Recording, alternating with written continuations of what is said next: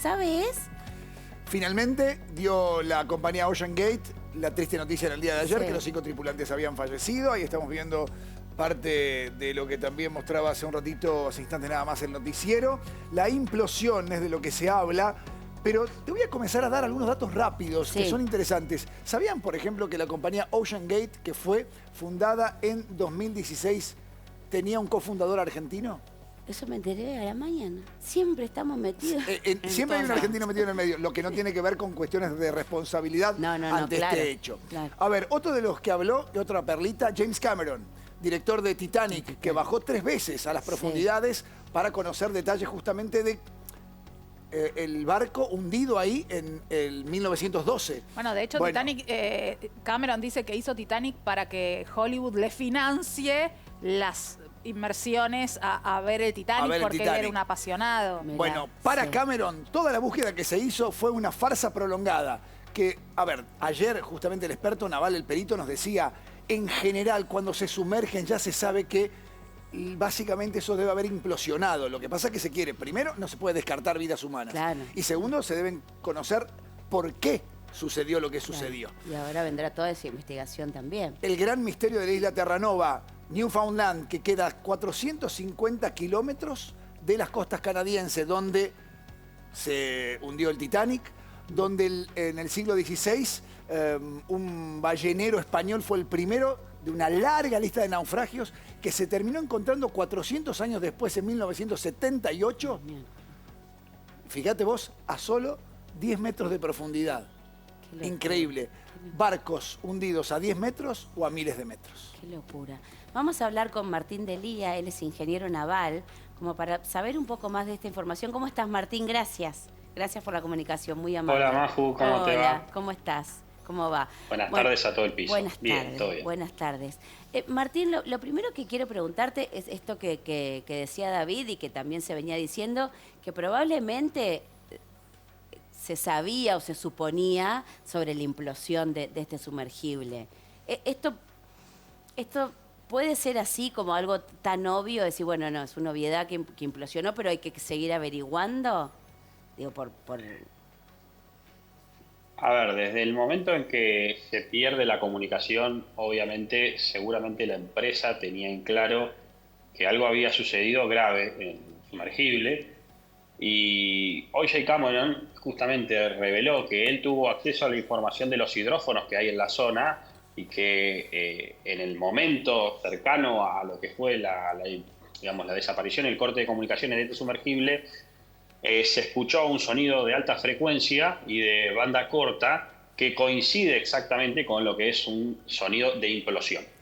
Con lo cual, obviamente, o sea, ¿cuál es el problema en este caso? Seguramente tanto la nave madre, que también está equipada con sonares, como los hidrófonos, han tenido la información de lo que es una posible implosión. Pero siempre, durante el lapso posible que uno vaya a tener posibilidad de supervivencia, se lanza igualmente el sistema de búsqueda y salvamento hasta en tanto y en cuanto o no se encuentre a los tripulantes o no se encuentre al sumergible o no se dé con los restos.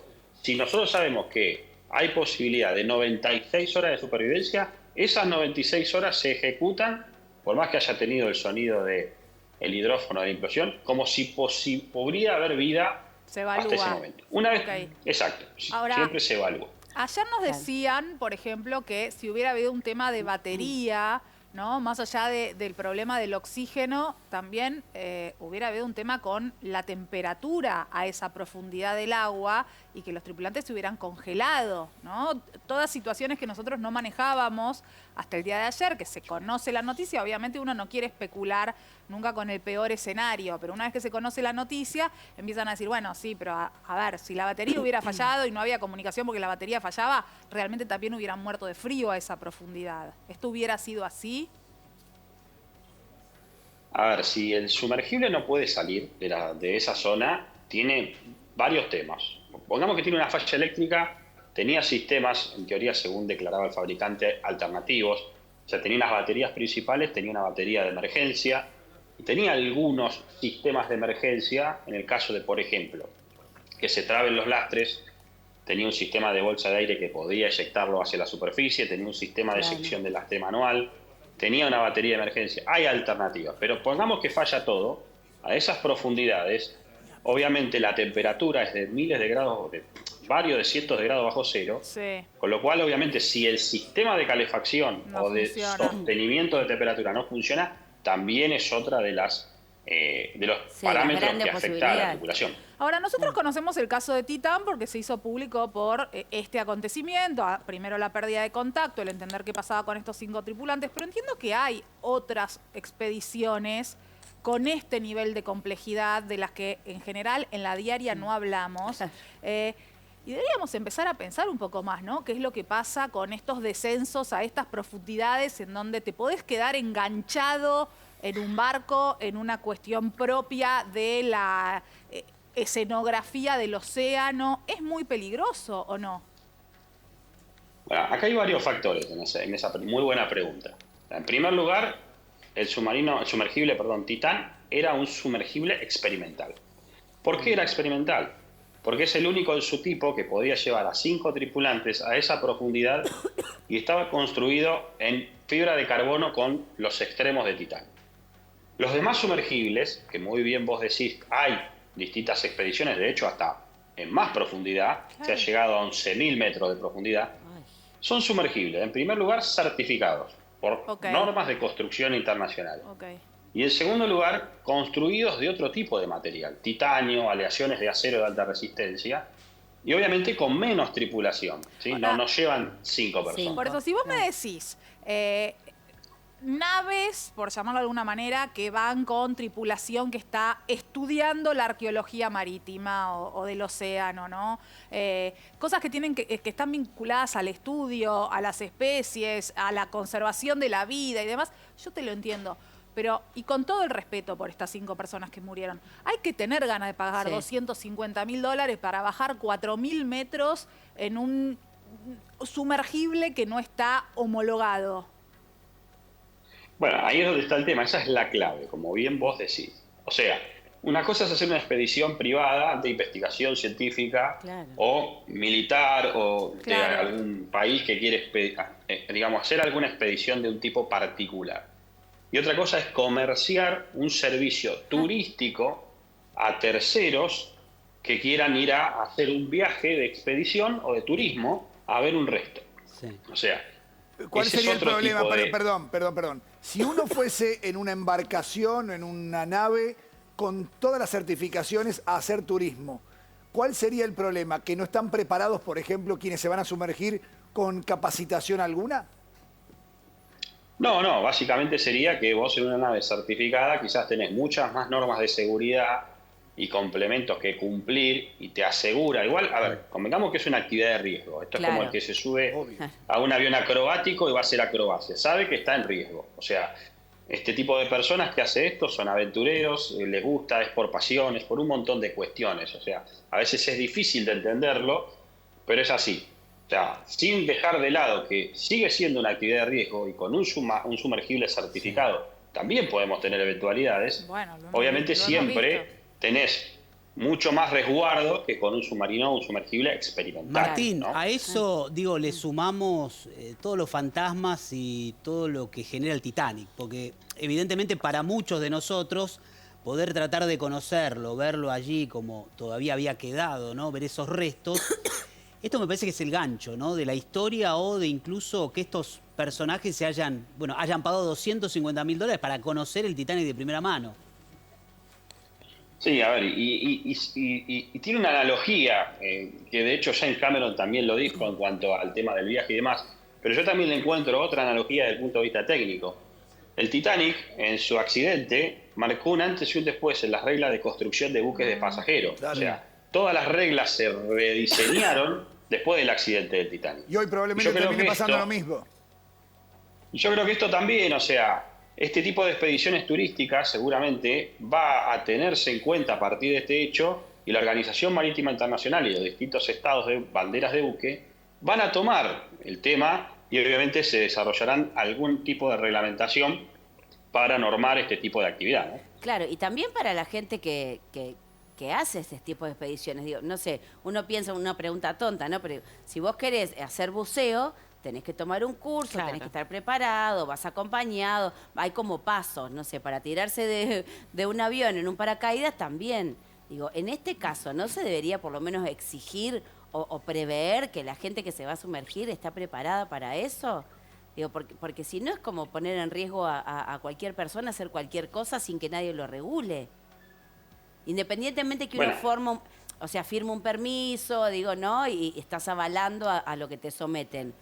Pero no sé, uno se Justamente, imagina que de verdad cualquier persona puede hacer cualquier cosa no estando preparada. No porque esto les haya salvado Vale. la vida, ¿no? Pero no se exige nada. Bueno, justamente vos diste la clave, Maju. O sea, vos para tirarte por paracaídas o hacer ciertas actividades tenés que cumplir ciertos pasos. ¿Por qué? Porque hay una norma que te dice Claro. lo que vos tenés que hacer.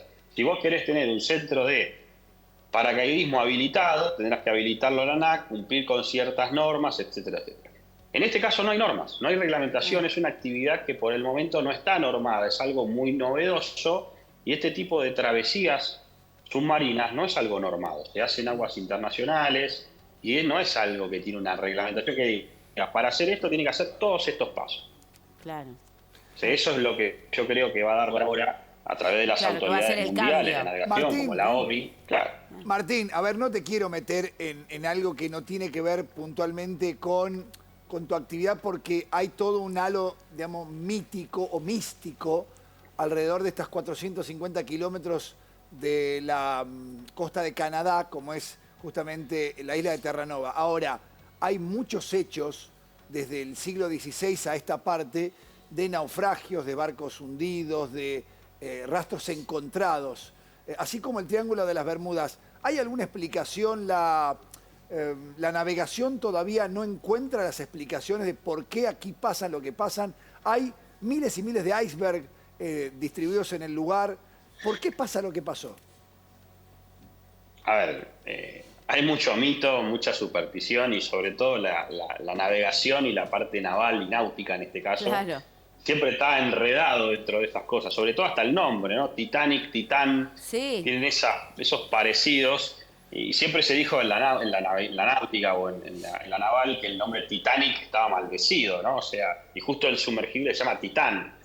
O sea, a ver, es una zona compleja de navegación, ¿sí? Como vos decías muy bien, por icebergs, las condiciones climáticas a veces son severas. Desde el punto de vista técnico no tengo ningún tipo de referencia puntual en sí, pero que supersticiones y digamos, idealismos particulares hay muchos. Es una zona como el Triángulo de las Bermudas, compleja. Claro, claro. Ahora, Martín, si me esperas un segundito, porque quiero unir también a la conversación a Gustavo Mauvecin, que es médico hiperbárico. ¿Cómo le va, Gustavo? Muy amable. Gracias, doctor, por comunicarnos, por Hola, hablar ¿qué tal? con ¿Cómo andan nosotros. ustedes? Muy amable. Estamos hablando con Martín Delía, que es ingeniero naval. Lo primero que quiero preguntarle, doctor, es ¿a qué se dedica o a qué se refiere un médico, su profesión de médico hiperbárico? ¿Qué sería esta especialización? Bueno, los médicos que nos dedicamos a la medicina hiperbárica es Ajá. la medicina que ocurre a mayor presión que la atmosférica. Ah. Y eso es igual a la presión, a estar metido bajo el agua, ya sea como buzo o también otra capacitación que yo tengo en la parte de submarinos. Tanto el buceo como el submarino no la parte de ingeniería, sino el habitáculo y la forma de vivir dentro de un submarino, es algo particular porque es un lugar de trabajo muy peculiar. Ustedes tienen que considerar, hablando de los submarinos y los sumergibles, las personas que van tripulando o que están siendo transportadas en un submarino sumergible están dentro de una atmósfera cerrada. Y esa atmósfera tiene que ser controlada. ¿Por qué? Porque los que están ahí consumen oxígeno que hay en la atmósfera y a su vez eliminan anhídrido carbónico, que es parte del metabolismo. Y eso hay que ir controlándolo constantemente, porque si baja mucho el oxígeno, tenemos un cuadro que se llama hipoxia, es decir, una disminución del oxígeno que nos hace faltar metabolismo en el cerebro, el buen funcionamiento del cerebro. Y lo otro que ocurre, que tal vez es más importante y se presenta más rápido, es el aumento de anhídrido carbónico que Sí. produce un cuadro de aletargamiento, Doctor. adormecimiento Claro. y pérdida de conocimiento. Y más allá del ambiente controlado, la presión a la que están sometidas estas personas, ¿qué efectos produce en el cuerpo? Hablando de los submarinista, perdón, la presión ellos están trabajando en una presión igual que la atmosférica. Lo que hace el casco resistente, es decir, lo que se le rompió a este Titán, que fue el casco resistente, por eso implosionó, es lo que soporta la presión exterior y hace que el habitáculo sea habitable a una presión atmosférica. Los buzos no. Los buzos se meten al agua y se someten a la presión de la columna de agua. Es decir, si yo me voy a 20 metros buceando, voy a soportar, o mi cuerpo va a estar expuesto a la presión de esa columna de agua que tengo por encima. Doctor, de mí. ¿hasta cuánto Claro. puede bucear un humano, digamos, sin tener que ver con la presión y que esto le haga algo? Bueno, los buceos en simuladores, que son cámaras que se presurizan, han llegado a los 700 metros. A los En realidad 700. 701 metros. ¿Y usted qué cree que Pero- pasó acá en esta oportunidad con este submarino? ¿Qué puede haber ocurrido? Bueno, seguramente lo que ocurrió es que la presión ambiente superó la presión, la resistencia del casco resistente, valga la redundancia. Y eso generó el colapso del casco. Y eso genera en milésimas de segundo el aplastamiento del casco. Dios. Qué horror. O sea, que Eso era sí algo era. totalmente previsible. No sé, uno lo ve con el diario el lunes, ¿no? Pero era algo que ellos sabían que podía suceder, que esto no resistiera y que implosionara. O una de las posibilidades. Lo que pasa es que cuando es decir, no uno, pero los ingenieros diseñaron este Titán, lo han diseñado para que soporte esas presiones. Es decir, uno diseña un casco resistente que va a soportar hasta tanta presión. Por ejemplo, hay submarinos o sumergibles que soportan una presión de 200, 300 metros y se sabe que más no pueden ir, porque si van a 350, 400, ya ahí pueden implotar. Bueno, pero Pero- hubo un error de cálculos, ¿no? Por lo pronto, o parece haberlo habido. No lo sé, no lo sé. Lo único que se sabe, es decir, no se sabe hasta que no retiren restos y los analicen y llegan las pruebas, se podrá averiguar un poco más. Uno de los temas importantes es que la construcción de sumergibles o submarinos con fibra de carbono, con aleaciones ajenas al acero, son a título experimental. Se está viendo porque son materiales mucho más livianos, no es el mismo peso del acero.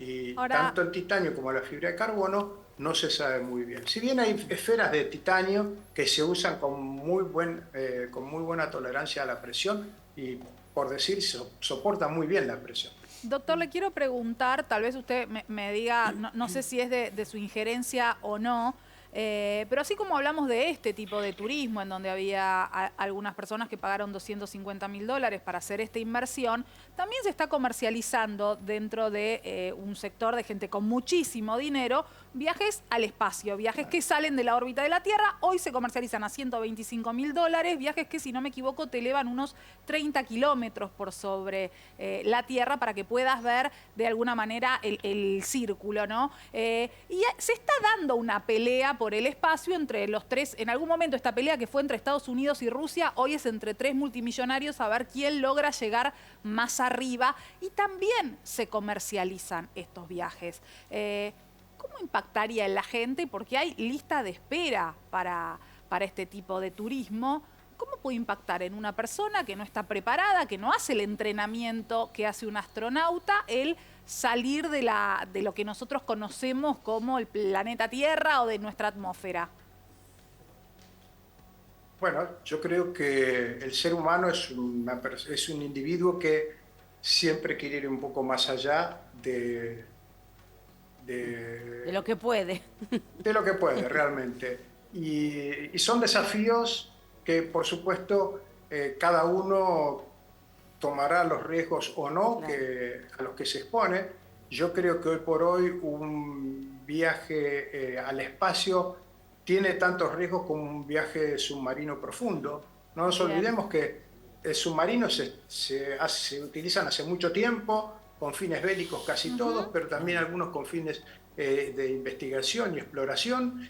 Y hoy por hoy se ha llegado con sumergibles hasta 10.000 metros de profundidad. Y si no, véanlo a James Cameron, que hizo eso y sacó de lo que vio los bichitos esos que vemos en las películas de Avatar. Así que se puede hacer. Lo que pasa es que está hecho para gente muy valiente, si quieren decirle, o muy osada, Claro. pero sabiendo los límites que se están superando. Y el fondo del mar, a esa profundidad, a 4.000 metros, no es lo mismo que estar a 50 o 60 o 100 metros. Ahí abajo James Cameron quedó atrapado durante muchas horas con un sumergible. Sí, creo que 18 por- horas estuvo atrapado él. Las corrientes lo pegaron contra el casco o contra el pecio del Titanic barco. y no lo dejaban, no podían salir. Y hay muchas corrientes ahí abajo también. Así que es un ambiente muy inhóspito para... Doctor, ¿esto no realimenta toda esa mística y magia que hay del Titanic, de querer volver a verlo, digamos, también con estos episodios que van pasando como en el tiempo? Más allá Bueno, que usted, digamos, es probable, pero yo creo que muchas personas de las que estaban en la lista de espera van a repensar un poco y Claro. poniéndome un poco, subiéndome a lo que estaba comentando recién el perito, discúlpame, no me acuerdo tu nombre. Gustavo. No, Gustavo no, el- Martín, perdón. Gustavo Martín, lo Gute. que comentaba Martín, esto a partir de ahora se va a investigar nuevamente mucho más y yo estoy seguro que estos viajes turísticos, entre comillas, van a disminuir un poco, se van a desacelerar porque va a haber todo un estudio a ver qué es lo que pasó con esto, por qué pasó y si puede volver a pasar. Entonces Doctor, yo no sé si van a redefinir la construcción. Claro. Doctor, preguntarle, voy a hacer una pregunta en realidad, a ver, contrafáctica, porque esto se lo pude haber preguntado hace un par de días atrás cuando había esta esperanza de encontrarlos, pero según su experiencia, su capacidad, gracias a Dios, ninguna experiencia como esta, la que la quiero preguntar, pero ¿qué pasa en esas, si hubiese habido horas finales de oxígeno, no hubiese implosionado el Titán, los que están adentro, ¿qué comienzan a sentir? ¿Qué siente un ser humano que se le comienza a acabar el oxígeno, tienen que salir? ¿Qué le pasa físicamente? No estoy hablando emocionalmente, porque me imagino que es desesperación la respuesta. Digo, en términos físicos, ¿qué le pasa a una persona que se va quedando sin oxígeno? Bueno, yo como les dije recién muy rápido y al pasar, yo creo que primero les va a ocurrir que se va a aumentar mucho la cantidad de anhídrido carbónico en el ambiente, que es lo que vamos exhalando constantemente, y si no tenemos un buen sistema de remoción que existe en los submarinos, en los sumergibles, tienen sistemas para remover de cal soda, que es un compuesto químico que fija el anhídrido carbónico, pero si no tienen un buen sistema de regeneración del anhídrido carbónico, el anhídrido carbónico primero les va a dar la somnolencia, cefalea, hasta aquí, es decir, ante una frecuencia cardíaca rápida, se van a ir durmiendo, aletargando y se van a dormir y finalmente después empezarán a sufrir en estado ya de inconsciencia los cuadros que significan la hipoxia o a lo que van a llevar la hipoxia. No, claramente esto no pasó, implotó, y esto, digamos, no se pudo dar. Pero bueno, lo que pasa es que uno tiene la imagen siempre de la ficción, en donde son las horas finales y corren de un Claro, lado sí. para el otro en el submarino, y lo que Sí, está y- contando el doctor nada tiene No, que ver no con es eso. No así. fue progresivo. Claro, pero de hecho en algún momento la historia se contaba así como, bueno, quedan no sé cuántas horas de oxígeno, les quedan no sé cuántas, y uno se iba como ahogando de solo leerlo.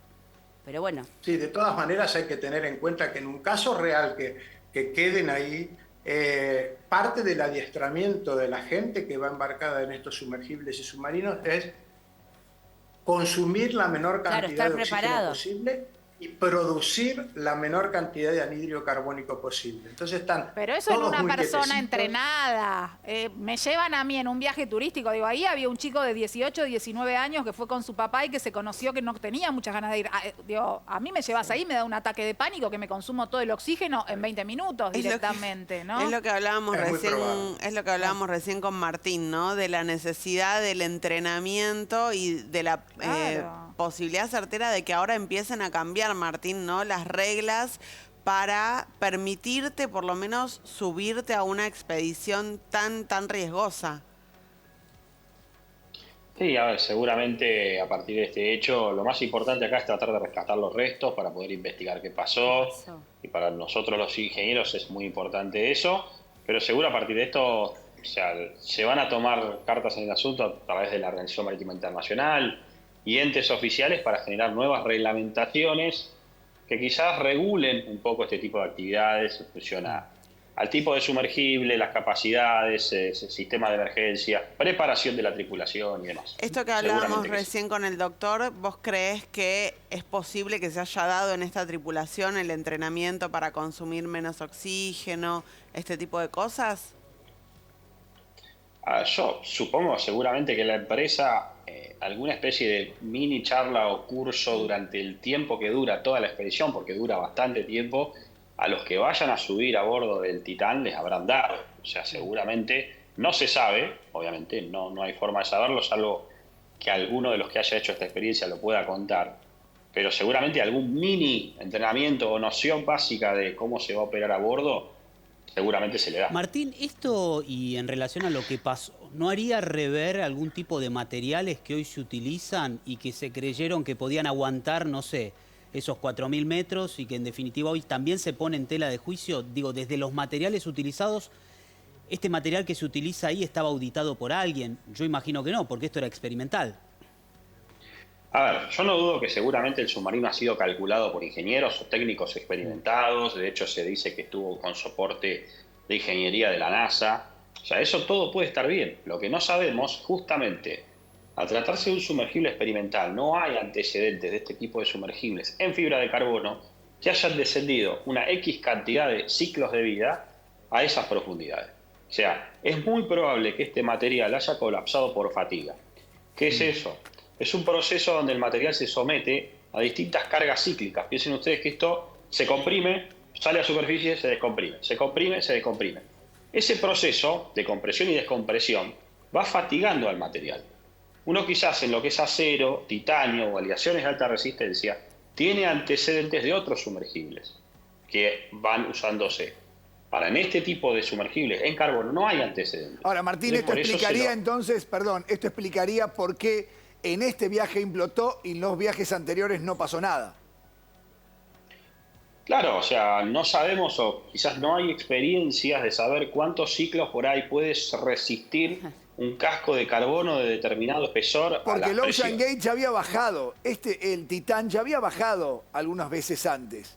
El tema es que uno se pregunta por qué justo ahora y no antes.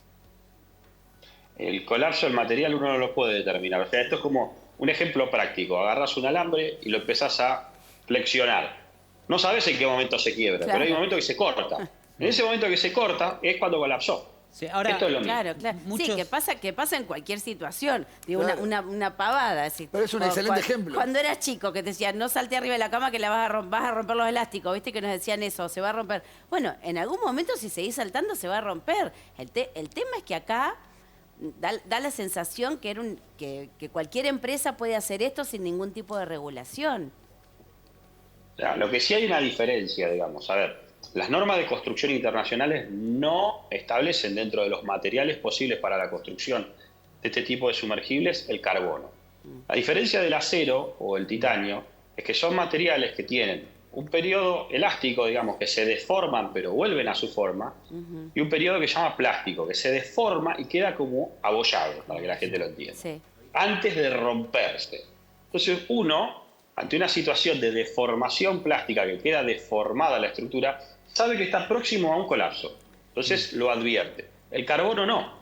El carbono es un material compuesto que no tiene esa particularidad. Ante una falla que sobrepasó su carga estructural y su fatiga, colapsa directamente. Martín, No llevando un poco todo esto a lo acontecido hace algunos años, Ara San Juan, salvadas totalmente las diferencias, enviando un saludo a todas las familias que, como siempre, desde aquí recordamos.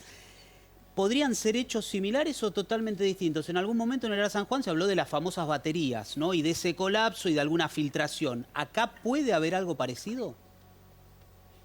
A ver, en lo que es el colapso estructural, dejando de lado cuál fue el inicio del problema, en el caso del Ara San Juan, las baterías y demás, los fenómenos son iguales. O sea, el Ara San Juan superó su límite de diseño y implosionó la estructura. O sea, por más que sea de acero, el submarino tiene un límite de diseño. Si sobrepasas ese límite, también va a implosionar, pues no está diseñado para soportar esa carga de presión. Claro, O sea, el fenómeno fue igual, nada más que quizás el inicio de por qué pasó Fue en uno y otro. por qué pasó en otro fue distinto. claro, por eso es importante encontrar la mayor cantidad de elementos posibles para investigar todo esto. Y para la ingeniería y la técnica Claro, es lo es más fundamental. importante. O sea, esto es lo mismo que cuando sucede una catástrofe aérea. Para nosotros es muy interesante ver por qué falló el material, cómo falló, dónde falló. Y todos esos estudios van a relevar, obviamente, un aspecto muy importante desde el punto de vista técnico para sentar antecedentes de este tipo de estructuras, ¿no? Ahora, ¿cómo es el proceso, Martín, para recuperar esas piezas o esas partes? ¿Se sabe cuánto tiempo va a demandar? ¿Cómo va a ser llevado adelante? Bueno, hay una serie de sistemas, ¿sí?, que existen, que pueden recuperar piezas desde el fondo del mar. Por ejemplo, está el sistema FADOS, que es un sistema de elevación, que se utiliza mucho también en catástrofes aéreas para poder rescatar partes, o con los mismos ROVs. Hay ROVs que tienen cierta capacidad de poder elevar partes y, bueno, obviamente tenemos la capacidad, hay que seguir explorando. Obviamente esto va a llevar la demanda de recursos y tiempo para poder extraer, pero sistemas para poder extraer partes y piezas desde esa profundidad no hay muchos, pero hay, se puede. ¿Y qué puede pasar con la empresa que organizaba esto? A ver, la realidad es que yo no sé desde el punto de vista jurídico, o sea, si bien la empresa operaba en aguas internacionales, se dice y trasciende en los medios, es más, hasta por personas que han hecho esta experiencia, como un influencer muy conocido que salen por el mundo, Ajá, que sí, firmaban una sí. documentación donde los eximía de responsabilidad y les indicaba que se iban a ser sometidos a una experiencia muy... O sea, quizás seguramente hay que ver la validez. La verdad que no Claro, soy jurista, claro. digamos, entendido en ese tema. Habría que quizás hablar con algún abogado especialista en derecho marítimo, pero Claro, la porque- verdad que seguramente alguna responsabilidad deben tener. Claro, pues seguramente ellos, como en todos lados, se aseguran de que lo que vos firmes es, si me muero, te mando un beso. Claro. ¿No?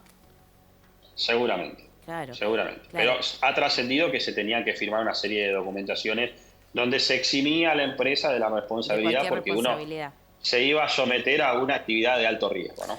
Y el Claro. hecho de que sea en aguas internacionales implica que no hay ninguna regulación, o sea, que no tenían que cumplir ninguna regla para bajar.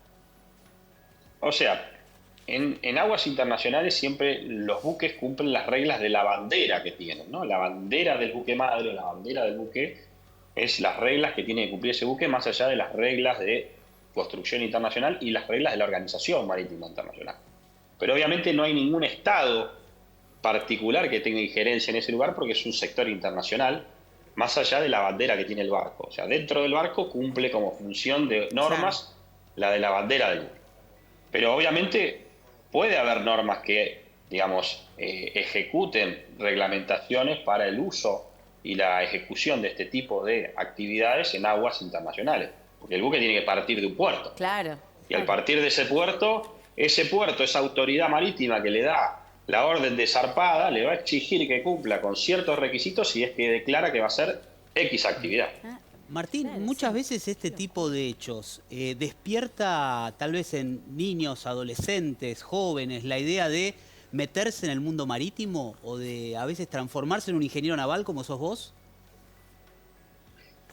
La verdad que a ver, el Titanic es un tema apasionante, Sí, ¿no? A todos los que nos gusta la ingeniería naval, la náutica, la navegación, es como que el Titanic es un emblema para nosotros, es un mito muy grande, es un tema muy interesante. Pero la verdad que sí, yo creo que este tipo de hechos da lugar a que esta actividad se conozca, lo cual es muy bueno para nosotros. Yo también soy docente en la universidad. Claro. Y para nosotros sería muy, muy importante que tenemos una matrícula muy chiquitita en Argentina de ingenieros navales, pero sería muy bueno que este tipo de actividad pueda despertar la curiosidad en muchos jóvenes que se atrevan a estudiar esta especialidad, que es una pasión y es muy interesante. O sea estamos con muy pocos ingenieros navales. Navales sí, es una actividad en Argentina, se dicta solamente en 4 universidades, Mira. 3 de ellas son públicas, perdón, y la matrícula total que hoy estará en todas las universidades no superan las 300 personas. ¿Y la Argentina necesita ingenieros navales? Bueno, Argentina es un país que tiene una gran plataforma continental, un gran mar, litoral marítimo muy grande, mucho por explorar en petróleo, en pesca, en desarrollo tecnológico, y también un gran litoral fluvial, ¿no? Todo el litoral fluvial del Paraná y demás, lo cual es una especialidad que es muy importante porque la ingeniería naval te acerca al mercado mundial. O sea, el comercio por barco es uno de los comercios más importantes del mundo, y más allá de eso, es una actividad que en el mundo está creciendo. Y la realidad que es una actividad muy interesante para el desarrollo de un país. Con lo cual yo creo que Argentina es un país que en su expansión necesita tener, digamos, un crecimiento en este tipo de especialidades como la ingeniería naval. Martín, déjame volver al tema del Titán. Obviamente el mundo estará buscando, y los ingenieros y quienes, los peritos, quienes se encargan de esto, estarán buscando explicaciones. Vos decías recién que, por ejemplo, el tema del carbono no era un material propicio. Yo estoy recibiendo imágenes que me manda un amigo Luis desde Carlos Paz, muy apasionado también con respecto al tema, de un video donde el dueño del Titán explica que, por ejemplo, la ventana está hecha de plexiglas acrílico. ¿No? Eso Sí. está dentro de lo que es correcto instalar como ventana dentro de los sumergibles. Dice 6 pulgadas, que luego cuando se sumerge se comprime casi 2 centímetros. Bueno, no sé, esto es un material que no estaba dentro de lo que dijiste. ¿Está bien? Sí, a ver, el plexiglas es un material que se utiliza mucho en sumergibles de diversos espesores.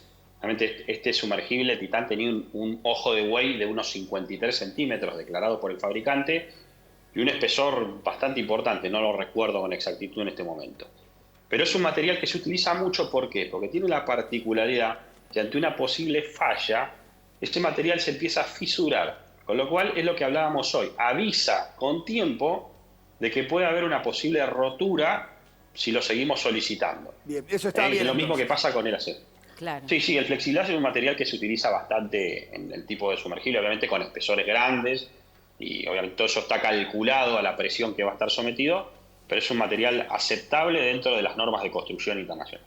Perfecto. Martín, muy amable, muchas gracias. Gracias por la comunicación. Bueno, y a No, por favor, invitar gracias a a todos ustedes. a la carrera de Ingeniería Naval, entonces. Por favor, que Alguno necesitamos matriculados que ande ingenieros con navales. duda. Gracias Martín, muy amable. Muy amable. Gracias a ustedes, que sigan bien. Gracias. Doctor, muchas gracias también por la comunicación. Muy amable. Muchas gracias a ustedes y Gracias. espero haber colaborado. Sí, por aclarando supuesto. Gracias. Muy amable. Gracias, doctor. También estábamos hablando con el doctor Gustavo Mauvecín, es médico hiperbárico. Viste que son profesiones y carreras que uno va descubriendo y se va desasnando. Porque vos no vas a sacar un turno médico hiperbárico habitualmente. Claro, claro. Voy a decir, ¿de qué se ocupan? ¿De Pero qué te se digo que encargan?